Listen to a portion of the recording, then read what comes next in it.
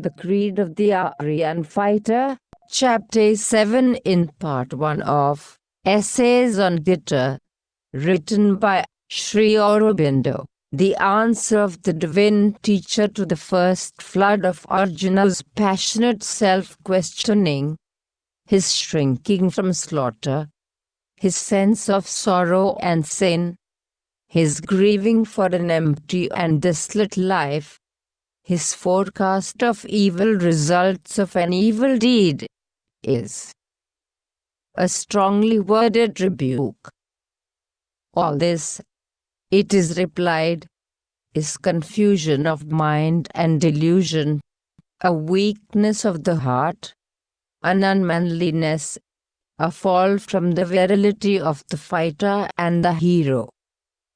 Not this was fitting in the son of Pritha. Not thus should the champion and chief hope of a righteous cause abandon it in the hour of crisis and peril, or suffer the sudden amazement of his heart and senses, the clouding of his reason and the downfall of his will to betray him into the casting away of his divine weapons and the refusal of his God-given work. This is not the way cherished and followed by the Aryan man. This mood came not from heaven, nor can it lead to heaven. And on earth it is the forfeiting of the glory that waits upon strength and heroism and noble works. Let him put from him this weak and self-indulgent pity. Let him rise and smite his enemies. The answer of a hero to a hero, shall we say, but not that which we should expect from a divine teacher, from whom we demand rather that he shall encourage always gentleness and saintliness and self-abnegation and the recoil from worldly aims and cessation from the ways of the world.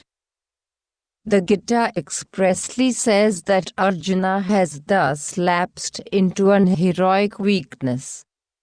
His eyes full and distressed with tears, his heart overcome by depression and discouragement, because he is invaded by pity. Kr.P. Avis.T. M. Is this not then a divine weakness? Is not pity a divine emotion which should not thus be discouraged with harsh rebuke? Or are we in face of a mere gospel of war and heroic 1 Gita 2 1-38? Action, an Hertzian creed of power and high-browed strength, of Hebraic or Old Teutonic hardness, which holds pity to be a weakness and thinks like the Norwegian hero who thanked God because he had given him a hard heart. But the teaching of the Gita springs from an Indian creed, and to the Indian mind compassion has always figured as one of the largest elements of the divine nature.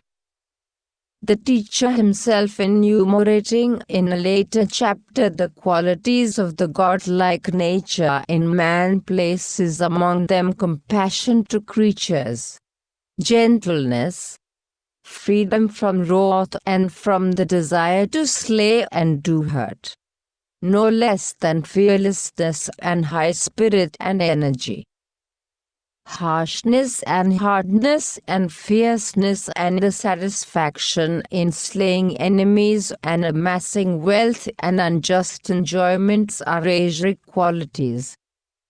They come from the violent titanic nature which denies the divine in the world and the divine in man and worships desire only as its deity. It is not then from any such standpoint that the weakness of Arjuna merits rebuke. Whence has come to thee this dejection, this stain and darkness of the soul in the hour of difficulty and peril? Asks Krishna of Arjuna. The question points to the real nature of Arjuna's deviation from his heroic qualities. There is a divine compassion which descends to us from on high, and for the man whose nature does not possess it, is not cast in its mold, to pretend to be the superior man, the master man or the superman is a folly and an insolence. For he alone is the Superman who most manifests the highest nature of the Godhead in humanity. This compassion observes with an eye of love and wisdom and calm strength the battle and the struggle, the strength and weakness of man, his virtues and sins, his joy and suffering, his knowledge and his ignorance, his wisdom and his folly, his aspiration and his failure, and it enters into it all to help and to heal. In the saint and philanthropist it may cast itself into the mold of a plenitude of love or charity. In the thinker and hero it assumes the largeness and the force of a helpful wisdom and strength. It is this compassion in the Aryan fighter, the soul of his chivalry, which will not break the bruised reed, but helps and protects the weak and the oppressed and the wounded and the fallen. But it is also the divine compassion that smites down the strong tyrant and the confident oppressor, not in wrath and with hatred. For these are not the high divine qualities, the wrath of God against the sinner, God's hatred of the wicked are the fables of half-enlightened creeds. As much a fable as the eternal torture of the hells they have invented. But, as the old Indian spirituality clearly saw, with as much love and compassion for the strong Titan erring by his strength and slain for his sins as for the sufferer and the oppressed have to be saved from his violence and injustice. But such is not the compassion which actuates Arjuna in the rejection of his work and mission. That is not compassion but an impotence full of a weak self-pity, or recoil from the mental suffering which his act must entail on himself. I see not what shall thrust from me the sorrow that dries up the senses. And of all things self-pity is among the most ignoble and Aryan of moods. Its pity for others is also a form of self-indulgence.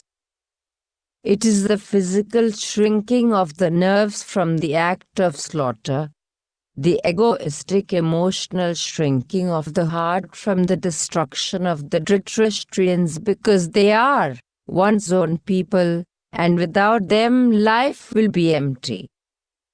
This pity is a weakness of the mind and senses, a weakness which may well be beneficial to men of a lower grade of development, who have to be weak because otherwise they will be hard and cruel. For they have to cure the harsher by the gentler forms of sensational egoism. They have to call in tamas, the Dibil principle, to help sattva, the principle of light, in quelling the strength and excess of their rajasic passions. But this way is not for the developed Aryan man who has to grow not by weakness, but by an ascension from strength to strength. Arjuna is the divine man, the master man in the making, and as such he has been chosen by the gods. He has a work given to him. He has God beside him in his chariot. He has the heavenly bow Gandhiva in his hand. He has the champions of unrighteousness, the opponents of the divine leading of the world in his front. Not his is the right to determine what he shall do or not do according to his emotions and his passions, or to shrink from a necessary destruction by the claim of his egoistic heart and reason, or to decline his work because it will bring sorrow and emptiness to his life, or because its earthly result has no value to him in the absence of the thousands who must perish. All that is a weak falling from his higher nature. He has to see only the work that must be done, kartavyam kama, to hear only the divine command breathed through his warrior nature, to feel only for the world and the destiny of mankind calling to him as its God-sent man to assist its march and clear its path of the dark armies that beset it. Arjuna in his reply to Krishna admits the rebuke even while he strives against and refuses the command.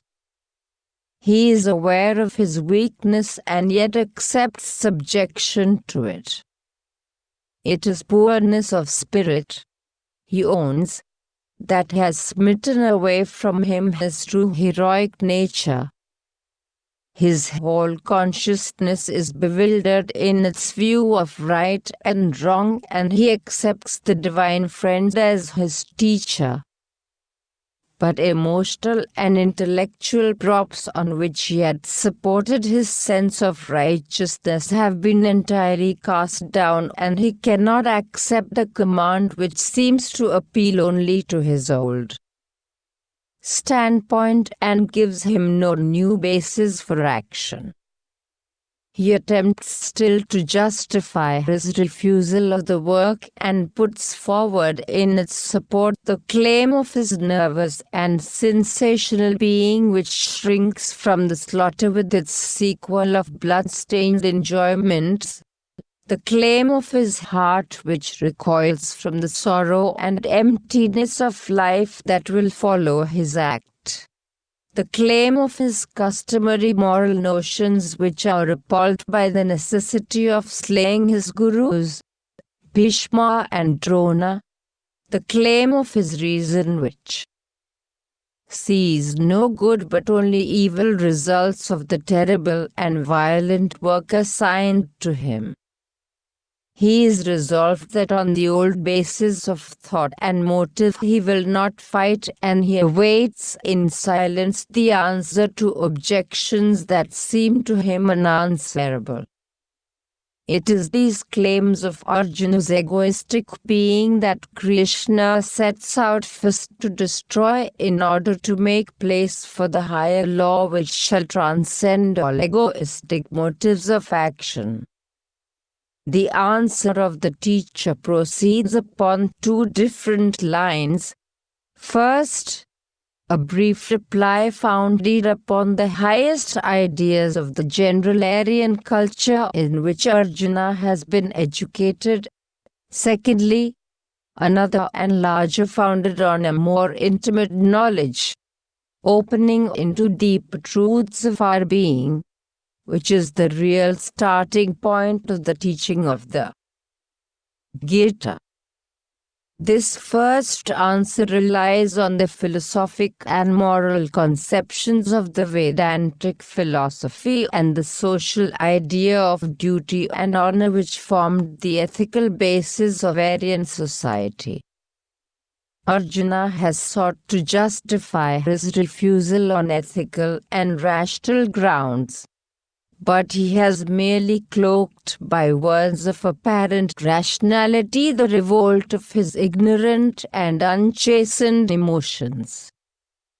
He has spoken of the physical life and the death of the body as if these were the primary realities, but they have no such essential value to the sage and the thinker. The sorrow for the bodily death of his friends and kindred is a grief to which wisdom and the true knowledge of life lend no sanction. The enlightened man does not mourn either for the living or the dead, for he knows that suffering and death are merely incidents in the history of the soul. The soul, not the body, is the reality. All these kings of men for whose approaching death he mourns have lived before. They will live again in the human body. For as the soul passes physically through childhood and youth and age, so it passes on to the changing of the body. The calm and wise mind, the DHIRA,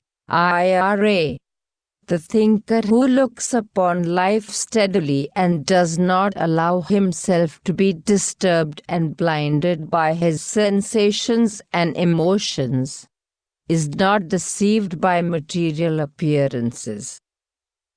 He does not allow the clamor of his blood and his nerves and his heart to cloud his judgment or to contradict his knowledge. He looks beyond the apparent facts of the life of the body and senses to the real fact of his being and rises beyond the emotional and physical desires of the ignorant nature to the true and only aim of the human existence. What is that real fact? That highest aim? That human life and death repeated through the eons in the great cycles of the world are only a long progress by which the human being prepares and makes himself fit for immortality. And how shall he prepare himself? Who is the man that is fit? The man who rises above the conception of himself as a life and a body, who does not accept the material and sensational touches of the world at their own value or at the value which the physical man attaches to them, who knows himself and all as souls, learns himself to live in his soul and not in his body and deals with others too as souls and not as mere physical beings. For by immortality is meant not the survival of death, that is already given to every creature born with a mind, but the transcendence of life and death. It means that ascension by which man ceases to live as a mind-informed body and lives at last as a spirit and in the spirit. Whoever is subject to grief and sorrow, a slave to the sensations and emotions, occupied by the touches of things transient, cannot become fit for immortality.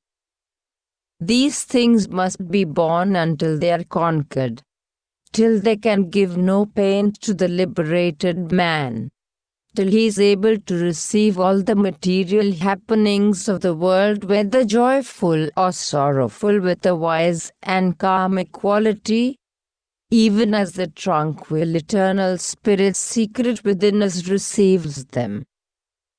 To be disturbed by sorrow and horror as Arjuna has been disturbed, to be deflected by them from the path that has to be travelled, to be overcome by self-pity and intolerance of sorrow and recoil from the unavoidable and trivial circumstance of the death of the body. This is an Aryan ignorance. It is not the way of the Aryan climbing in calm strength towards the immortal life. There is no such thing as death, for it is the body that dies and the body is not the man. That which really is cannot go out of existence, though it may change the forms through which it appears, just as that which is non-existent cannot come into being. The soul is and cannot cease to be. This opposition of is and is not, this balance of being and becoming, which is the mind's view of existence, finds its end in the realization of the soul as the one imperishable self by whom all this universe has been extended. Finite bodies have an end, but that which possesses and uses the body is infinite, illimitable, eternal, indestructible. It casts away old and takes up new bodies as a man changes worn-out raiment for new. And what is there in this to grieve at and recoil and shrink? This is not born, nor does it die, nor is it a thing that comes into being once and passing away will never come into being again. It is unborn, ancient, sempiternal. It is not slain with the slaying of the body. Who can slay the immortal spirit? Weapons cannot cleave it, nor the fire burn, nor do the waters drench it, nor the wind dry. Eternally stable, immobile, all-pervading, it is forever and forever. Not manifested like the body, but greater than all manifestation, not to be analyzed by the thought, but greater than all mind, not capable of change and modification like the life and its organs and their objects, but beyond the changes of mind and life and body. It is yet the reality which all these strive to figure. Even if the truth of our being were a thing less sublime, vast, intangible by death and life, if the self were constantly subject to birth and death, still the death of beings ought not to be a cause of sorrow. For that is an inevitable circumstance of the soul's self-manifestation. Its birth is an appearing out of some state in which it is not non-existent but unmanifest to our mortal senses. Its death is a return to that unmanifest world or condition, and out of it it will again appear in the physical manifestation. The to-do made by the physical mind and senses about death and the horror of death, whether on the sick bed or the battlefield, is the most ignorant of nervous clamors. Our sorrow for the death of men is an ignorant grieving for those for whom there is no cause to grieve, since they have neither gone out of existence nor suffered any painful or terrible change of condition, but are beyond death no less in being and no more unhappy in circumstance than in life. But in reality the higher truth is the real truth. All are that self, that one, that divine whom we look on and speak and hear of as the wonderful beyond our comprehension. For after all our seeking and declaring of knowledge and learning from those who have knowledge, no human mind has ever known this absolute. It is this which is here veiled by the world, the master of the body. All life is only its shadow. The coming of the soul into physical manifestation and our passing out of it by death is only one of its minor movements. When we have known ourselves as this, then to speak of ourselves as slayer or slain is an absurdity. One thing only is the truth in which we have to live.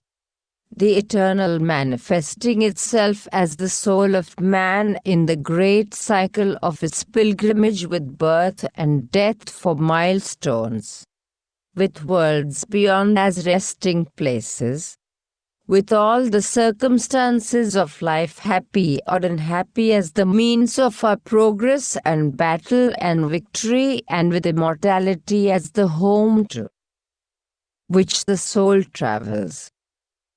Therefore, says the teacher, put away this vain sorrow and shrinking fight, O son of Bharata. But wherefore such a conclusion? This high and great knowledge, this strenuous self-discipline of the mind and soul by which it is to rise beyond the clamor of the emotions and the cheat of the senses to true self-knowledge, may well free us from grief and delusion. It may well cure us of the fear of death and the sorrow for the dead. It may well show us that those whom we speak of as dead are not dead at all, not to be sorrowed for, since they have only gone beyond. It may well teach us to look undisturbed upon the most terrible assaults of life and upon the death of the body as a trifle. It may exalt us to the conception of all life circumstances as a manifestation of the One and as a means for our souls to raise themselves above appearances by an upward evolution until we know ourselves as the immortal spirit. But how does it justify the action demanded of Arjuna and the slaughter of Kurukshetra? The answer is that this is the action required of Arjuna in the path he has to travel. It has come inevitably in the performance of the function demanded of him by his Svedharma, his social duty, the law of his life and the law of his being. This world, this manifestation of the self in the material universe, is not only a cycle of inner development, but a field in which the external circumstances of life have to be accepted as an environment and an occasion for that development. It is a world of mutual help and struggle. Not a serene and peaceful gliding through easy joys is the progress it allows us. But every step has to be gained by heroic effort and through a clash of opposing forces. Those who take up the inner and the outer struggle, even to the most physical clash of all, that of war, are the Kshatriyas, the mighty men. War, force, nobility, courage are their nature. Protection of the right and an unflinching acceptance of the gauge of battle is their virtue and their duty. For there is continually a struggle between right and wrong, justice and injustice, the force that protects and the force that violates and oppresses. And when this has once been brought to the issue of physical strife, the champion and standard bearer of the right must not shake and tremble at the violent and terrible nature of the work he has to do. He must not abandon his followers or fellow fighters, betray his cause and leave the standard of right and justice to trail in the dust and be trampled into mire by the blood-stained feet of the oppressor, because of a weak pity for the violent and cruel and a physical horror of the vastness of the destruction decreed. His virtue and his duty lie in battle and not in abstention from battle. It is not slaughter, but non-slaying which would here be the sin. The teacher then turns aside for a moment to give another answer to the cry of Arjuna over the sorrow of the death of kindred which will empty his life of the causes and objects of living. What is the true object of the Kshatriya's life and his true happiness? Not self-pleasing and domestic happiness and a life of comfort and peaceful joy with friends and relatives, but to battle for the right is his true object of life, and to find a cause for which he can lay down his life or by victory win the crown and glory of the hero's existence is his greatest happiness. There is no greater good for the Kshatriya than righteous battle, and when such a battle comes to them of itself like the open gate of heaven, happy are the Kshatriyas then. If thou dost not this battle for the right, then hast thou abandoned thy duty and virtue and thy glory, and sin shall be thy portion. He will by such a refusal incur disgrace and the reproach of fear and weakness and the loss of his Kshatriya honor. For what is worst grief for a Kshatriya? It is the loss of his honor, his fame, his noble station among the mighty men, the men of courage and power. That to him is much worse than death. Battle, courage, power, rule, the honor of the brave, the heaven of those who fall nobly, this is the warrior's ideal. To lower that ideal, to allow a smirch to fall on that honor, to give the example of a hero among heroes whose action lays itself open to the reproach of cowardice and weakness, and thus to lower the moral standard of mankind, is to be false to himself and to the demand of the world on its leaders and kings. Slain thou shalt win heaven, victorious thou shalt enjoy the earth. Therefore arise, O son of Kunti, resolved upon battle. This heroic appeal may seem to be on a lower level than the stoical spirituality which precedes and the deeper spirituality which follows.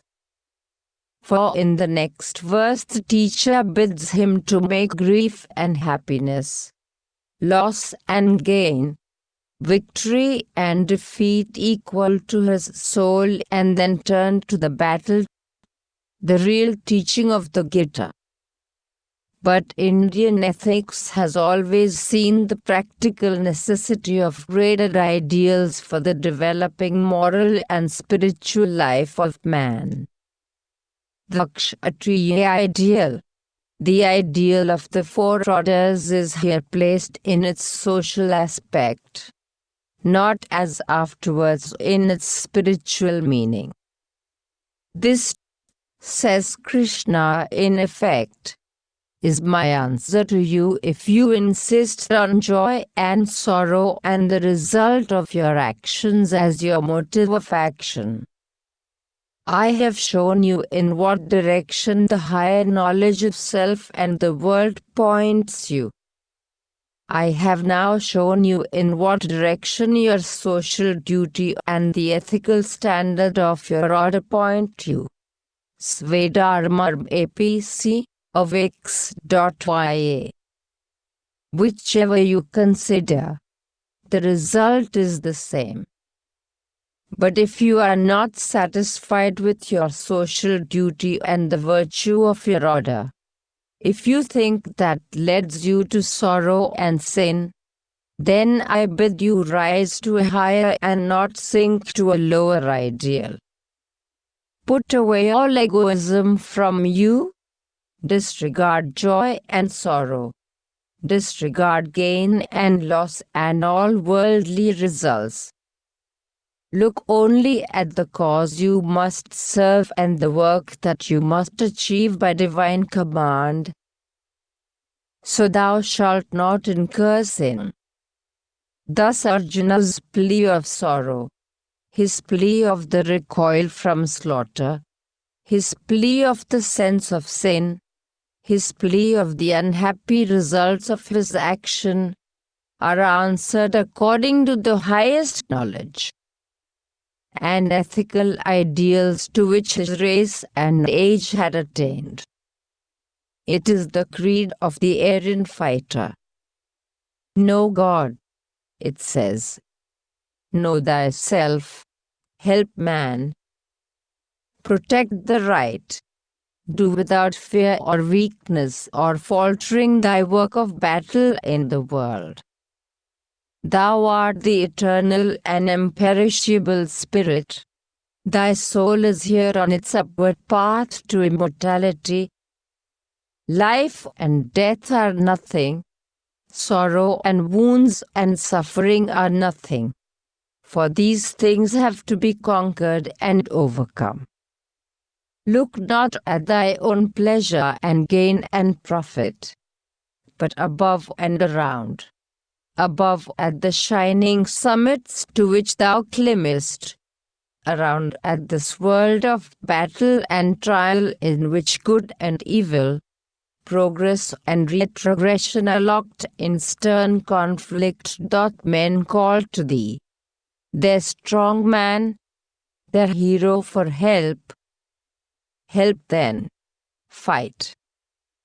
Destroy when by destruction the world must advance, but hate not that which thou destroyest, neither grieve for all those who perish. Know everywhere the oneself, know all to be immortal souls and the body to be but dust. Do thy work with a calm, strong and equal spirit. Fight and fall nobly or conquer mightily. For this is the work that God and thy nature have given to thee to accomplish. The end of Chapter 7.